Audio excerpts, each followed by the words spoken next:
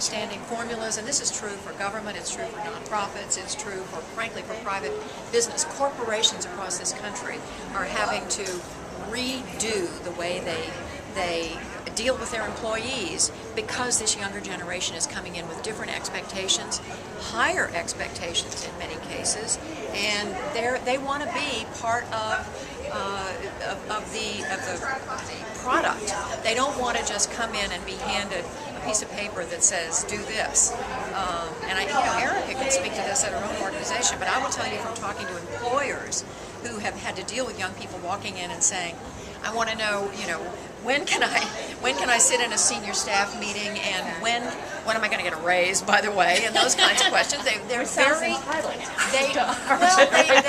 they don't want to wait. There's that sense of we want to make a difference and we want to make it quickly. And I think that enthusiasm and energy is something that needs to be captured. Absolutely, and I think another perfect example of that is that traditionally a lot of denominations, corporations, organizations, institutions have a youth table, a separate space for young people. Right. And I think that's absolutely wonderful, absolutely needed, but part of the problem is that then there is no interaction, that there is no communication, there's no open dialogue, and there's no actual shared decision making. And so I think what's happening too is that young people are saying, hey, wait a minute, it's great that we got titles, it's great that we have a space where we can talk to one another, but if decisions are happening elsewhere and the real change is happening elsewhere, we want to be there too.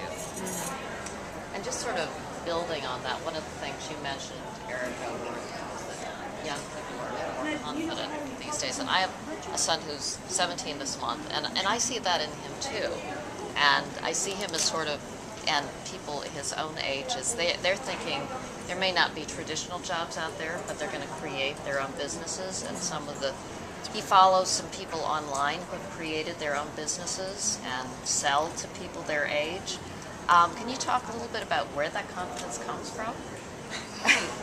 I'll give you mine. I think it comes from our parents. I think it comes from you all. Yeah. We were raised to be told that we could do anything, achieve anything, and I don't mean in a materialistic sense, but that the world was our oyster in terms of opportunity. We were told that this was a meritocracy. If you work hard, you get to play hard. If you work hard, you actually get to see results, and you can continue to grow and change. And so part of what we have been given is a set of expectations, or a bag of goods, if you will, that now we're saying, hey, let's claim that. Let's figure out how we can actually realize those dreams. Starting in the late 70s and really the early 80s, there was really a shift in this country in the way parenting took place. Parents much more engaged in raising their children, buying all those books, how to raise a happy child, how to raise a smart child, brilliant child. And parents in this country took parenting more seriously, and that's why you have, you heard the term helicopter parents, parents who are very hyper involved in raising their kids. But beyond that, it is exactly what Erica said. It's parents who want to be involved in their children's lives, want to make sure that their children are launched, in the best possible way, and they've given them that sense of confidence since they're little. I mean, I can hear this and saying this to my own children. It doesn't matter whether you kick all the goals in the soccer field. What matters is you did your personal best. Doesn't matter if you make straight A's. Just do the best you can. And kids are told over and over again they're terrific, and so they have grown up believing they're terrific.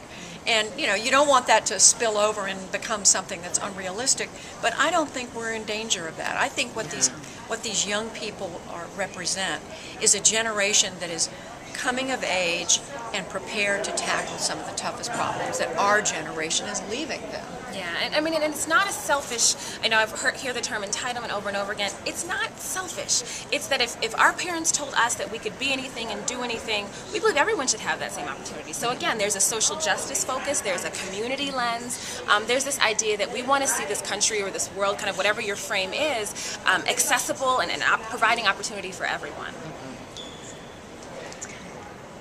Thank you. Perfect.